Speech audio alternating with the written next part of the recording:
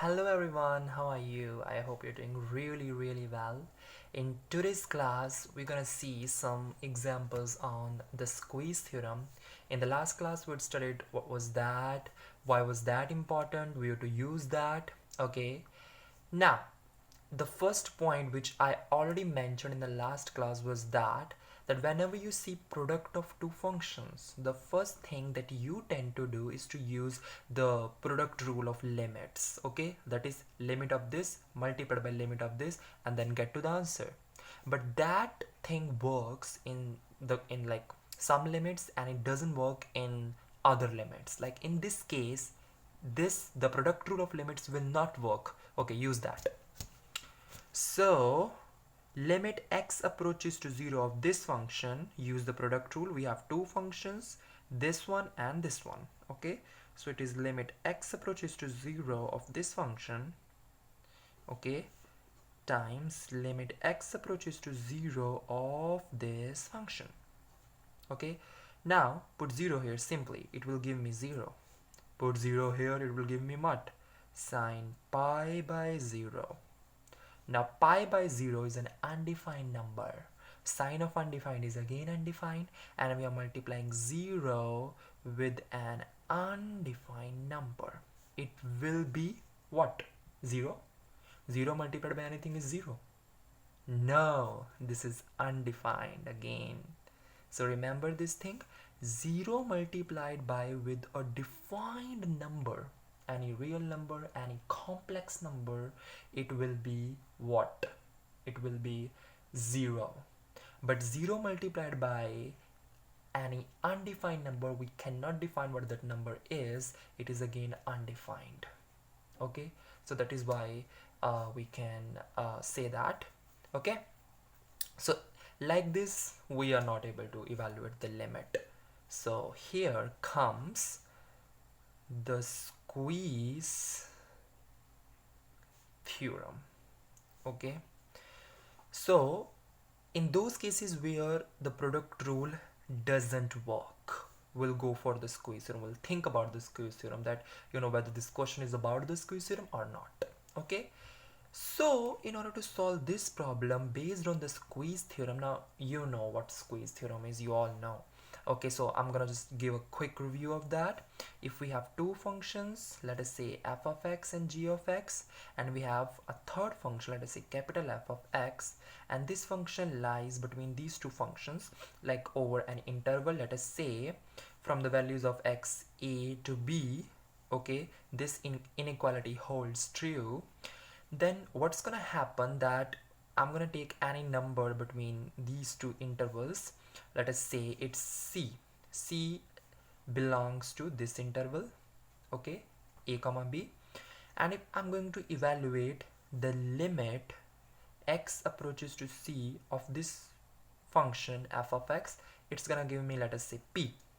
And if I'm going to evaluate on the same number, okay, its limit, and it's gonna give me p, then if this inequality is correct and this thing is correct, like the limit of x approaches to the same number of these two functions, like the limits are equal, then squeeze theorem gives us this limit on the same number but of this function as p.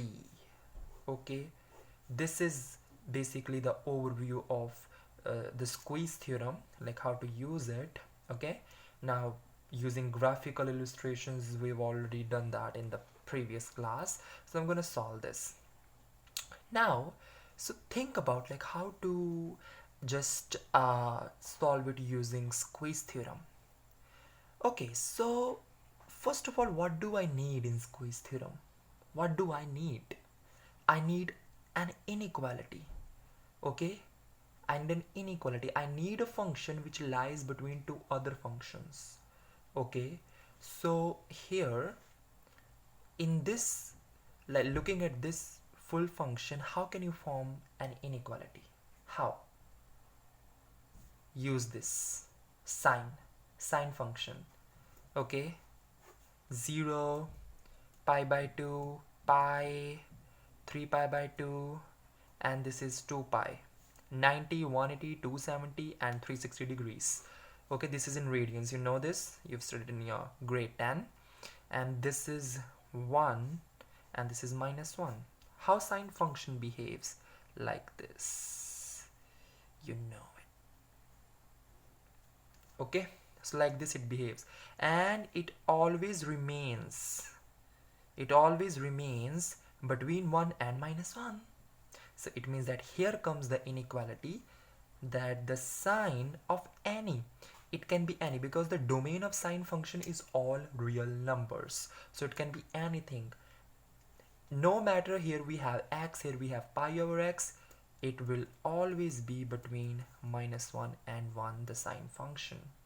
So here we have the inequality, and we need two functions here and a function basically whose limit we are going to evaluate.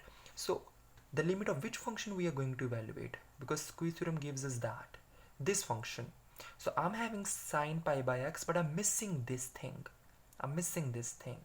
So I'm going to multiply. So in order to have this full function, I'm going to multiply this inequality with this function. Okay, root x cube plus x square. So multiply this inequality with this. So it will be x cube plus x square negative x cube plus x square sine pi by x. This is 1 multiplied by x cube plus x square is this. Okay, so here we have now the inequality. So it means that this function is lying between these two functions. Okay, so now what we are going to do is, so the next thing is we're going to evaluate the limit at x 0. So here c is 0, and I'm going to check that whether, like, for these two functions, the limit at x equals to 0, when x approaches 0, they're equal or not for these two functions, because that's the second condition. We have the first condition that yes, we have an inequality, these two should also be true. Okay, so we're going to evaluate limit x approaches to 0 negative x cube plus x square, and then limit x approaches to 0 x cube plus x square. And what do we have?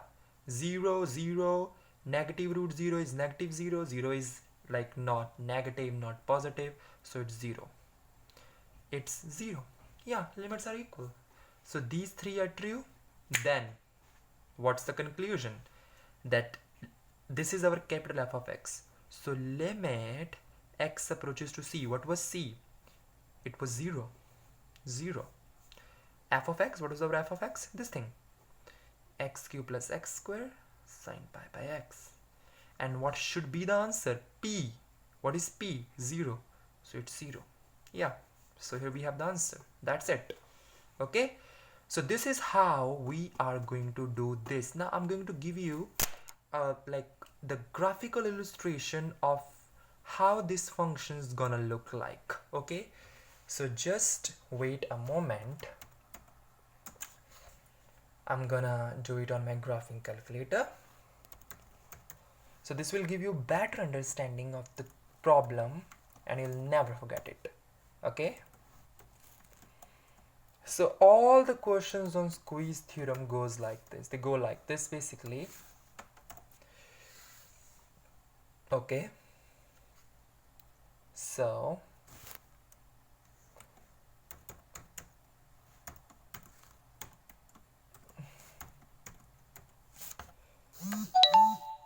sorry. Okay. Yeah, here we have this. So this is my graphing calculator. Okay. So what was our function? This was our function. Root x cube plus x square sine pi by x. And these two are the functions. Okay. So this function lies between these two functions. This was our inequality. And here, yeah. So from the graph, we see that x minus 1, from x minus 1, it is equals to minus 1 to So from x minus 1 to all to infinity, to all the x ahead, infinity, this inequality is true. This inequality is true. Yeah, this function is lying between these two functions. So this function is red one, okay, and these two functions are, this is blue one, this is, so this function is lying between these two functions for x belonging to minus 1 to infinity. So this is true. So why, like, the negative x's behind minus 1, they are neglected? Why should this be the case? See this. So if I put minus 2 here, so if I'm going to put minus 2, okay, so this is the case, x cube plus x squared, take this function, I'm going to put x as minus 2, okay, so here put x minus 2, minus 2 cube is minus 8, and minus 2 square is plus 4, so this is negative root negative 4, and this is 4 iota, and this is not defined, this is not a real number, and we're working with x-axis, y-axis on which real numbers lie, okay. So it means that this is the domain, so this is the domain restriction. If we put minus 1 here, so this is minus 1 cube is minus 1, and this is plus 1 minus 1 square, so we're going to get 0. But if you put less than minus 1, we're going to get negative under the root, that is not defined. So the domain is minus 1 to infinity for these functions, all of these functions, all of these three functions, okay. So this is how their graph looks like, and for all the values of x in their domain, this inequality is true, and this is how this function is sandwiched, it is squeezed between these two functions, and this is the limit. Okay, so we see here too, so we can illustrate the limit using graphical method. So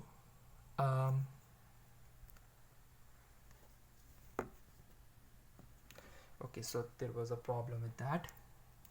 Okay, so here for this function, this blue one, as x approaches to 0, okay, see here this function, this blue one, okay, so it's this one, okay, as x approaches to 0 from the either side, the value of the function goes towards 0. So our limit was, we also calculated 0.